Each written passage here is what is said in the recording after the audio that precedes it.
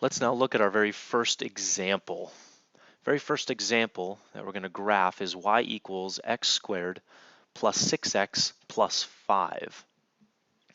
So if we recall the steps that we just went over, the very first step is to find your vertex. So we need to find our vertex first.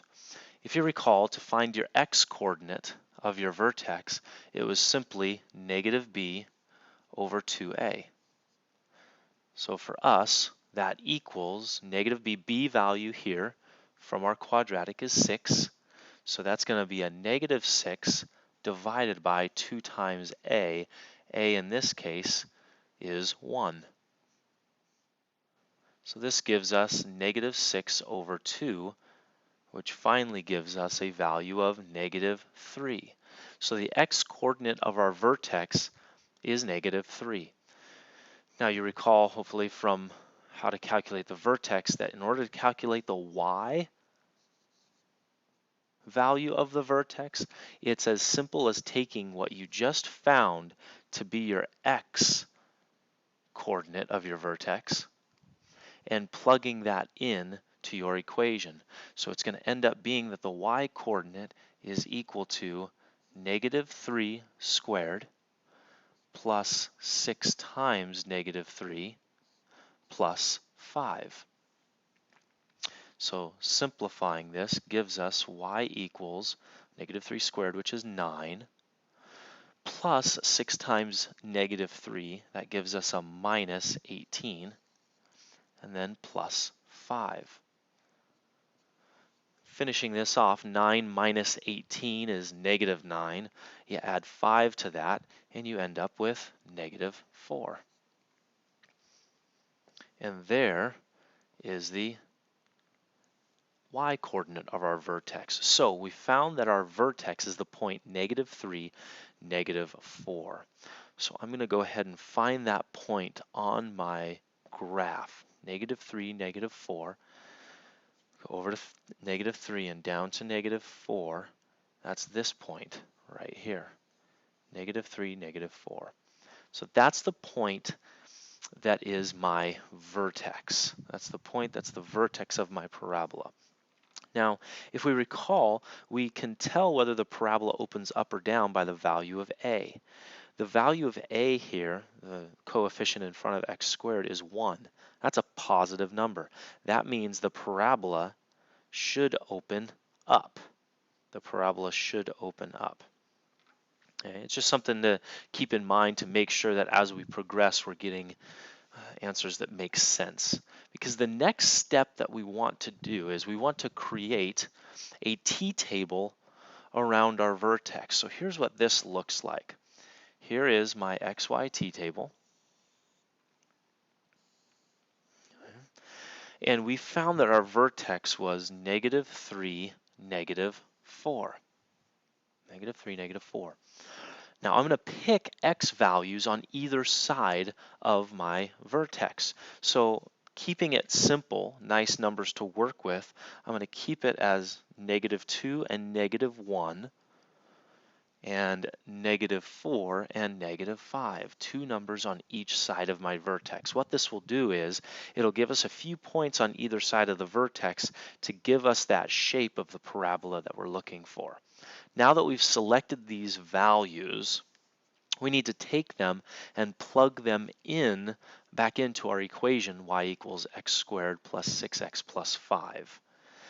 The way I like to do this is I like to kind of segment this off really quick, and over in this region over here, do the work to get what I'm looking for. So what I'm going to do is I'm going to plug in negative 1 to my function. That gives me negative 1 squared, which is 1, plus 6 times negative 1, which gives me negative 6, and then plus 5. So plugging negative 1 right here into each of the x's in my equation up here gives me 1 minus 6 plus 5. 1 minus 6 is negative 5, and you add 5 to that, and I end up with this equaling 0. So when I plug -1 in, I get a 0 for my y. Let's do the same now with our -2. If I plug -2 into my function up here, what do I end up with? -2 squared is +4. Then if I add 6 times -2, that actually gives me a -12 with a +5. And what does that equal? 4 minus 12 is -8, plus 5 gives us -3. So I know that when I plug -2 in, I end up with a -3 for my y value. Now from this point, finding the y values for the -4 and the -5 are actually fairly straightforward because of how we know a parabola behaves. We know that around the vertex, a parabola is symmetric, which means that if my x values are evenly distributed on each side of my vertex, that whatever I get for -2, I should also get for -4 because it is the same distance from the vertex, just on the opposite side. And because a parabola is a mirror image of itself across the vertex, across that line of symmetry, I know that if I plug in -4, I'm going to get -3.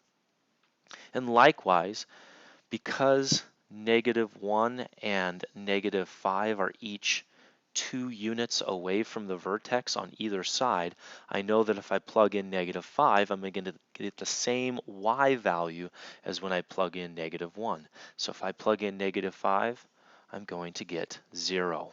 Saves me some time in having to evaluate -4 and -5.